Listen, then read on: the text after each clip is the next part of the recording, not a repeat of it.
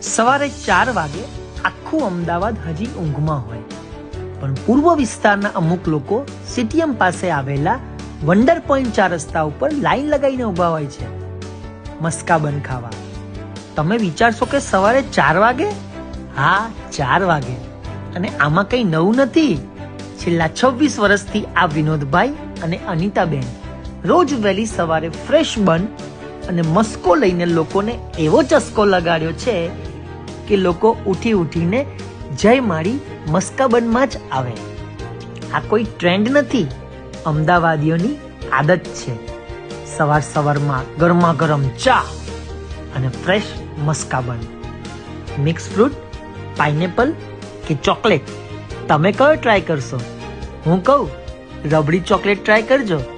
ગુચડાની guarantee, tested okay. અને આવા જ વિડીયો જોવા માટે સોશિયલ મીડિયા પર ફોલો કરો ગુચડું.